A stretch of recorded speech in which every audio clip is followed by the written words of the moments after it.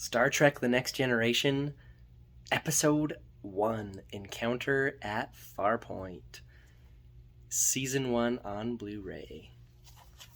These seasons on Blu-ray are some of the best money I've ever spent in my entire life. I'll just say it right now. It looks incredible on Blu-ray. There's a couple little speckles every once in a while, but it is immaculate looking. And the new 7.1 surround sound is very full and awesome. They have the original audio too, but I don't know why you'd want to do that. So we'll just get that out of the way. It looks amazing. Now we're going to dive into the episode. So I grew up watching this show. On Sundays, we'd watch it as a family, and I'd usually be laying on the floor, and my dad would stick his feet out by me and tell me to rub his feet. Anyway, we used to watch Star Trek as a family, and then later I would watch it with my older siblings at night for reruns. So this show's been a part of my life my entire life. However, my memories are mostly of like the later seasons when their clothes got a little bit baggier, whereas these first seasons, they're just like super skin tight. So yeah, I was very young when these ones were on. So these ones are a little bit rough, but they're still worth watching. Let's look at some parts. Lady in a skirt. Guy in a skirt. Another guy in a skirt. Another guy in a skirt. Another guy in a skirt. Red skirt, yellow skirt. Troy in a skirt, blue skirt. But seriously though, there's a lot of dudes in skirts in this episode. The show does nothing to call it. I mean, other than the camera like being like, look at this guy in a skirt.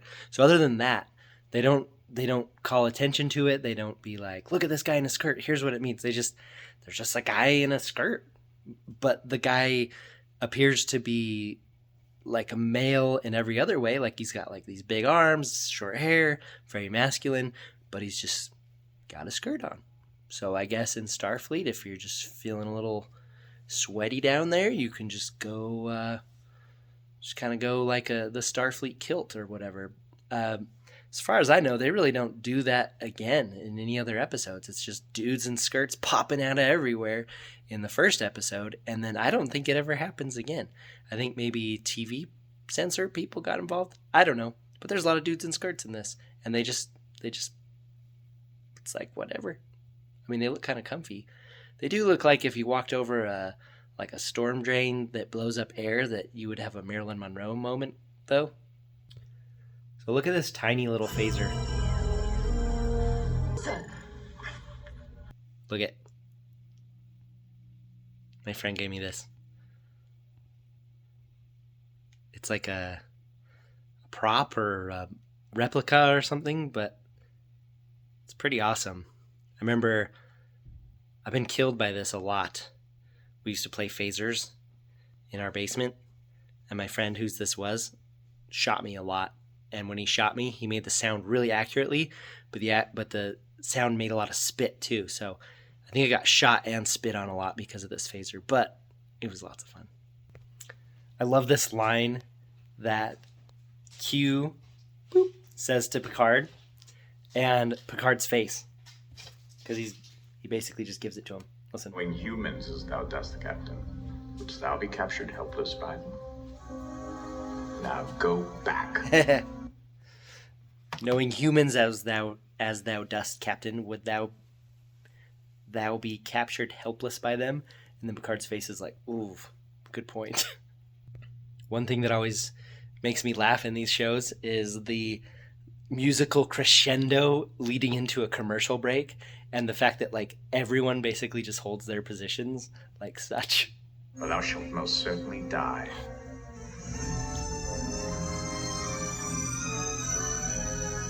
And hold it. Fade. It's just like such an intense fade out, and then it just goes back to it, and it's like, oh, okay, well, I guess we're okay then. But the music just gets so intense, and it's like, what sponsor is going to come right after that with like this musical crescendo leading right into their commercial? Probably Capri Sun, where the people turn into the little silver people. Probably that one. So I actually think this scene is like really masterful. So Q switches from like a conquistador looking Spanish Columbus kind of guy to a Marine captain, like World War II-ish, more modernish uniform. And Picard's reaction is kind of disgust. So you can see how baffled he is. That nonsense is centuries behind us. But you can't deny that you're still a danger. So, as the viewer, we're watching it, and Picard's like, that nonsense is centuries behind us. And it's like, oh, that's us right now. That makes me feel kind of bad. And then we get to the crux of what Q's talking about. He calls them a savage race. So this is also like perfect exposition to bring us into the 24th century, because Picard says, yeah, I admit we were savage back when we wore costumes like that 400 years ago. And it's like, oh, okay, we're 400 years from right now. But then it's like, but as the modern viewer, I still feel kind of bad because you're calling me savage and this is a costume, whereas this is something that is like a uniform of honor and respect. So still, it's a little bit stingy from Picard being like, that was a costume and we were savages. But then he gives us this. When we wore costumes like that, we'd already started to make rapid progress. Oh, yeah? Okay. So up until now, it's kind of just been bashing it, but then he said we've been making progress. Boop. So that makes me as the viewer feel a little bit better and not get super triggered and turn it off. Because I'm a millennial, so at any given moment, I may just quit anything that I'm doing and go to my safe space. But obviously that scene isn't meant to just make us as the modern people feel bad. It's also to make us realize what kind of organization Starfleet is, having such higher ideals than we do now. This is good writing, good exposition. Boop. So I've seen this a bunch of times, but just this time, this occurred to me to be really odd. Listen to what he says. This. Print out message urgent all stations and all decks. You probably couldn't hear that anyway. He said, print out message urgent, but there's a couple times in this episode where they don't want to send communications because they don't want to be listened to. So they do sneaky printout messages. And it's like, printout message? I don't think they use that outside of just this one episode at all. I think they just use it in this episode, and then maybe they decide that they don't want to use it anymore. But yeah, it's like printout message, and it's like, printout message? You got fax machines in there? I don't know about that. Anyway, I just realized it this time. So I also noticed a couple musical cues this time that are very, very subtle, but I'm pretty sure are on purpose. So Picard tells Worf they're going to split the ship, and he tells Worf he's going to command the saucer section, and Worf's like, I'm going to go to battle. I don't want to be in the civilian side. And then he's like, Lead officer, Lieutenant. Aye, sir. So anyway, he's like, you got to do what I say because you're an officer. But in the background, you can hear I don't know what instrument it is. It's like thunk, thunk, thunk. It's like plucky strings almost of the really cool Klingon music at the beginning of Star Trek: The Motion Picture that ended up becoming like the Klingon theme song. Okay, I'm going to do it again. See if you can hear it. Just listen for the little notes from that Klingon theme song from the motion picture. See if it'll pick it up. Aye, sir. I don't know if you could hear it, but it's right there. And it's awesome. It's very subtle. It only does it for a couple of the notes, and then it moves on, and I'm pretty sure it's on purpose. Also, a couple other notes on little musical cues throughout that are meaningful is when they separate the saucer section, it plays the Next Generation theme song, which came from the motion picture. So it's like bringing it in. And then when Riker pilots the thing back together, it plays a tiny bit of the original music. So there's a lot of really awesome, very subtle music in this episode that calls back to older Star Trek stuff. Great job. So here's the battle bridge, which I think is a set from older Star Trek stuff. But look at this. Look who's coming in. Look who's coming in the door. Who's that right there? Look at that. Look at it. It's brand new. Smooth, young O'Brien. Before he went through all his troubles. We'll be watching his career with great interest.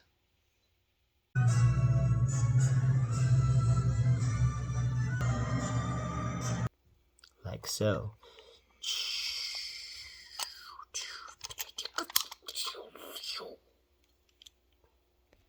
Okay, so then Q puts them on this trial. And the interesting thing is that in their history, there's actually historical context for this. Listen to this. Very, very accurate. Mid-21st century. The post-atomic horror. All right, so that actually lines up perfectly with Star Trek history, with way later after this in for Star Trek First Contact. So there's a scene in First Contact after this crew's been together for like a decade that they're going back in time. They're following the Borg back in time to Earth to protect Earth. But before they go all the way back in time, they scan Earth and they say that, or after they go back in time, they find out where they are. And they say that due to the radioactive material in the atmosphere, it's got to be the mid-21st century, which goes with what he's saying here, where, what did he say? Mid-21st century post-atomic horror. So it looks like in this universe, so Star Trek is supposed to be in our timeline or whatever, just in the future. It's not like some sci-fi in some other universe. It's supposed to be the future of us. So it looks like established by the very first episode and then the 8th movie, that mid-21st century is freaking atomic World War III. And then according to Picard right here, apparently after that, then these mockery of justice courts popped up, which is what Q's imitating here. And then I think this part's really cool where Q puts them on trial for the human race being a savage race. And then Picard, I love how Picard just totally stands his ground against like a clearly omnipotent being. And he's like, yeah, fine, you can test us. And it makes for a cool setup for this one episode, but at the same time, it leaves it open and it's like, yeah, you're still being tested continuously. So anytime you're watching this show, you're like, is Q watching them right now? Is Q going to show up? I love the Q episodes. The trial never ends, Picard. Get off my bridge. Okay, so the mystery thickens at the mall. So there's weird things afoot here at the space mall here. She looks at that fabric and then she looks back and she wishes it had gold, and then she looks at it again and it has gold, and so they're like, stuff changed, stuff's weird, and Riker's like, see, I'm not crazy. And so that's like plot wise, but world wise, she talks about something that I want to bring up. Thank you. I'll take the entire bolt. Send it to our starship when it arrives. Charge to Dr. Crusher. You heard what she said? I mean, she said a lot of stuff. Basically, she's buying the whole thing. Send it to the starship. And what to Dr. Crusher? Charge to Dr. Crusher. So I think Picard, again, referencing the movie Star Trek First Contact, which is 10 years-ish after this, he's talking to Lily, who is from the mid-21st century, who's found her way onto their ship, and talking about money. Because Lily is asking how much the Enterprise costs. And Picard tells her, point blank, he says, money doesn't exist in the 24th century. And it's like, what? Because what did Beverly just say on the very first episode? She said, charge it to me. So what I can deduce from this is that Picard was simplifying their economics for Lily to not have a huge drawn-out conversation. But one thing Picard does say to Lily, he says, the acquisition of wealth is no longer the driving force in our lives. So he does get that point across, because that's very clear in all of Starfleet for all of Star Trek, is that that's just not what drives them anymore. And there's actually a really funny original series episode. Pretty sure it's original series. Gosh, it might be Next Generation. Anyway, where they pick up some guy who's been cryo-frozen, some super rich guy, and he's demanding access to his accounts, and they're just like, none of that matters anymore. And his mind is just blown because they don't deal with money anymore. But, so Picard says to Lily, money doesn't exist in the 24th century. I have to believe that he's oversimplifying it for her, because clearly money does exist. Right here with Beverly buying this thing, but also in like Deep Space Nine with the gold-pressed latinum. Apparently there's money, but people in the Federation have these like high self-righteous ideals having to deal with money, and then Picard oversimplifies it by saying it doesn't exist. So I'm just going to say it exists the whole time. It's just people in the Federation have this almost like monkish way about dealing with money. But it still does make you think, because they're like, no, we're just trying to better ourselves. That's why we're working. We're trying to better ourselves. But there's plot points in many episodes where they're like, oh, I'm trying to advance my career. And it's like, why? You get paid the same if you're a private or if you're an officer? What's the deal? I don't know. They have to get some kind of pay. Otherwise, how would they, when they step outside of their little Federation monkish, self-righteous money system, they've got to be able to live, right? So there's money. It's just weird. And I don't think the show ever clearly explains it, other than just randomly having Starfleet people buy stuff, but then also Picard say stuff like, we don't use money. So scenes like this in any movie or TV show always make me laugh. Star Trek seems to do it pretty aggressively in multiple movies and episodes, but it's basically like, hey, let's check the security footage of what happened earlier, and then it's just straight up like shots and angles from the episode, like close-ups and like angle changes. Like look at this. So that's in Star Trek in particular, but in some other shows, you just have to accept that their surveillance footage was, maybe it's like Galaxy Quest and it's the historical records. I don't know, but it's just crazy that it's the exact angles. You know, instead of just having like a camera up above and watching everything, they're like, no, they're watching all these fancy cutting angles and everything, and it's if you think about it too hard, it'll really take you out of it. So you just have to accept it.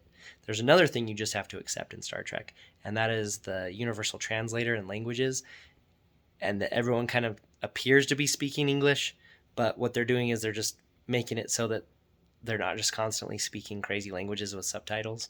So that's like almost a little like helping us as the viewer watch it better, but you have to know they're speaking different languages and they're having the translator. So you just have to accept those two things to keep going with Star Trek.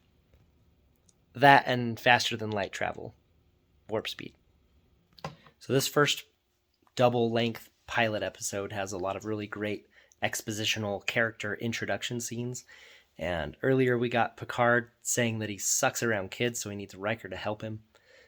And now we're getting Geordi, and this is an interesting part. We're finding out that it actually hurts to wear his visor. Interrupt myself. Look at this cool little glowing graphic that they put in her little toy here to look like it's scanning into his eyeball. Anyway, so he has pain when he uses his visor, but he declines pain pills because it wouldn't make him work as well. So I actually really like that, and I think that harkens back to the scene in Star Trek V where forgive me, where Kirk says, I need my pain. And he talks about how it makes him who he is. And I think that's an admirable character trait in general, but in Star Trek, it seems to come up again. And here it is coming up again, with Geordi basically accepting his pain so that he has his vision the way he has it. So I thought that was cool. Interesting, harken back to the worst Star Trek movie.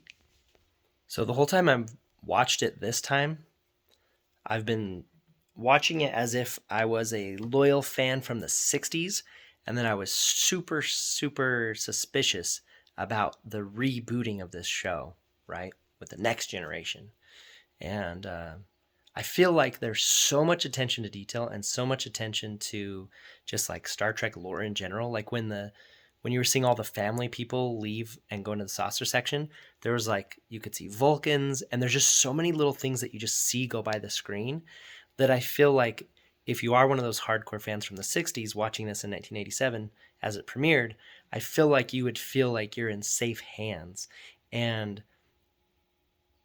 yeah, all throughout this whole episode, there's things that I feel like just honor the original, but step it forward and be like, hey, the original was awesome, we're honoring it, but then here's some cool, spicy new stuff we're going to do.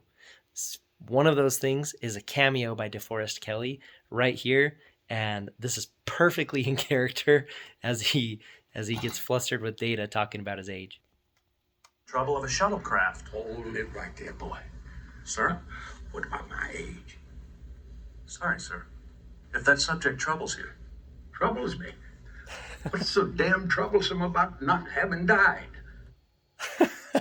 that is so perfectly Bones. That is right on. Anyway, that is an incredible cameo, and it's cool because it's like, look how old he is. Boop. Because again, it's helping you to see that this is in the future from that other series. All right, this little bit of dialogue with Troy, I feel like is a little bit of a misstep because the guy, the Groppler's like, why did you bring a Beta Z here? Because you're going to like read my mind. And then she reveals that she's only a halfie because, listen. Purpose, sir, is to probe my thoughts. I can sense only strong emotions, Grappler.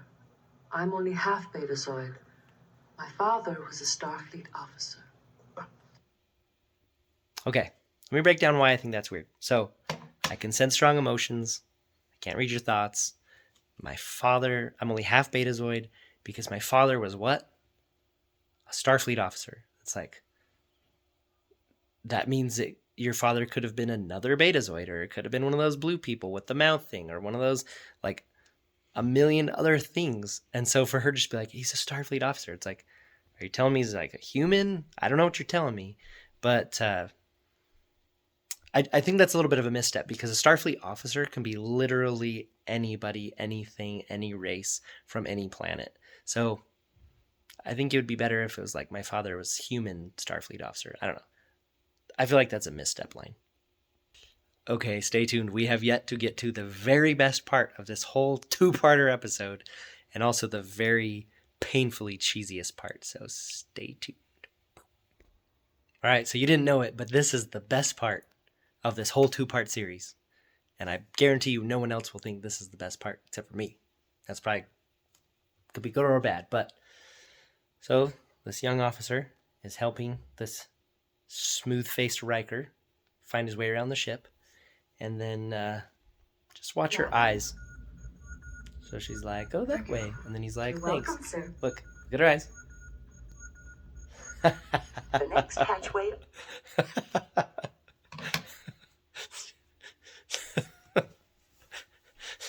Did you see that?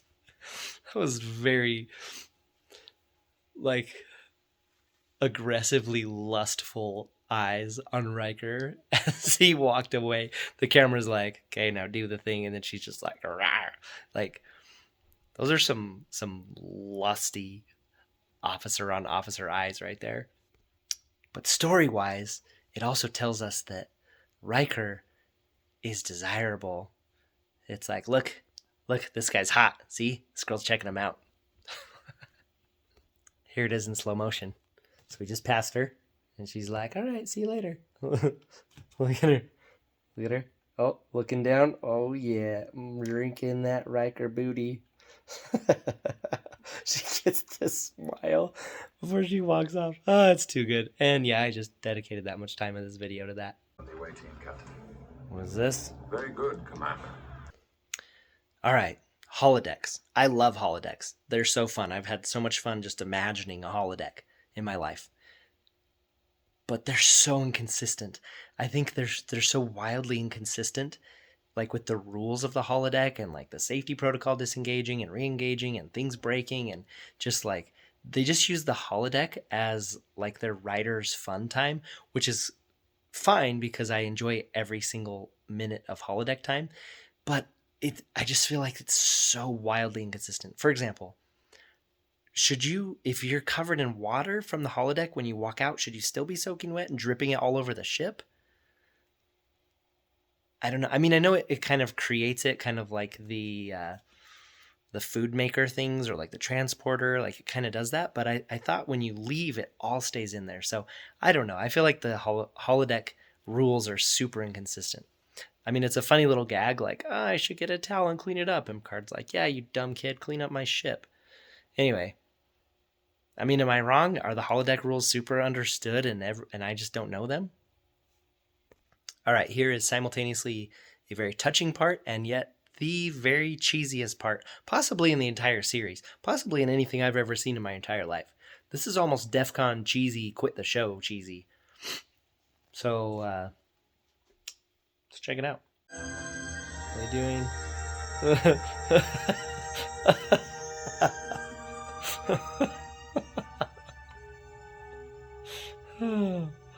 I got some serious blue people avatar hair nodule touching vibes with that. Oh my gosh. That was very cheesy. I feel like if cheesiness was like a pressure valve glass meter, that the glass would have broke. I mean, that is cheesy to another level right there. We've passed your little test. Get off my ship. I only do so because it suits me to. All right, this has been my apparently really long review of Encounter at Farpoint, the first episode of Star Trek The Next Generation from 1987. So I love this show. The first couple seasons are a little rough, but there's some absolute gems in there. Does this episode hold up? Yes. Yes, it does. But the later episodes hold up better. And this one was great. I'm happy. I'm going to be excited to push through and get to my more favorite episodes. But yeah, I absolutely love this show. So let me know what you think of this show. Also, let me know if you're interested in seeing more reviews from my perspective of this show. Let's see what's out there.